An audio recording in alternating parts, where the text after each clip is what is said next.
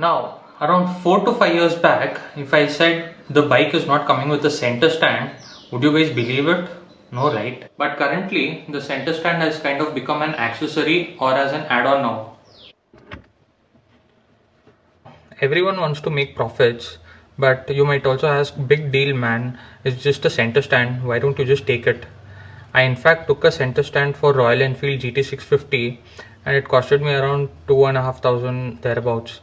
But the center stand of Triumph Tiger, it's almost 10 times the price of the GT. Now say.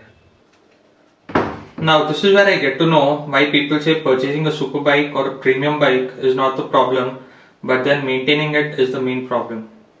Now, just like any other Indian Jugadu mind works, I too thought, why waste so much money just for a center stand when I can get some other alternatives like the G roller or the T jack or the J jack, whatever is here. Might as well take that and then the purpose will be solved.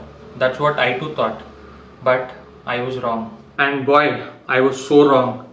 I took both the G roller and the T jack or the J jack or whatever jack it is and tried both of them, and that's when I got to know the real worth of having a center stand. See, the G roller is a concept which is well thought of, but one which is not executed properly is what I felt. The thing is, you'll have to take your back wheel over the metal rods, and what they say is you just turn the wheel and it will turn, but that's definitely not the case.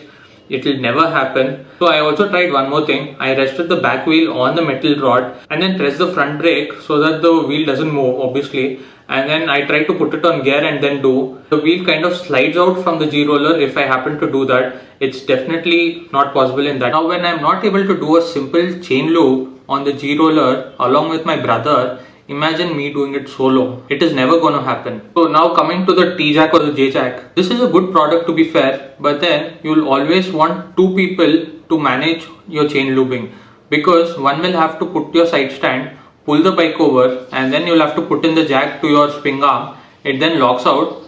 There you can loop your chain. But one disadvantage is once you put your side stand, the bike, if you put it in gear, it will automatically switch off. So you'll have to turn the wheel manually and then loop your chain. So eventually you will have to require two people to do it. A single person will never be able to loop the chain, no matter if it is a G roller or on a T jack or a J jack. So that's when I kind of thought all this Indian Jugaad won't work for all these premium bikes. The main and the most important thing is puncture. If you happen to get a puncture on your bike, no matter if it's a G roller or a T jack, it will never work out, because one, if you have to remove your back tire, you will have to require a center stand. I mean, sometimes even if you have a center stand, they'll ask you to lean the bike just to take the tire out. So imagine if that's the case with the center stand itself, G roller and the T jack, it definitely doesn't make any sense at all.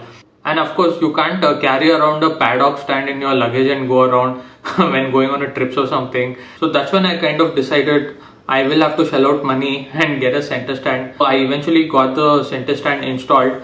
So now I kind of have a peace of mind. No matter wherever I go, I did not bother about all these things which I thought. Main thing being the chain loop. That's about it, guys. I just wanted to give some information or shed light on the alternatives for the center stand, if it is possible, which I eventually found out it is not. So that's about it. See you in some other video then. Until then, take care. Bye bye.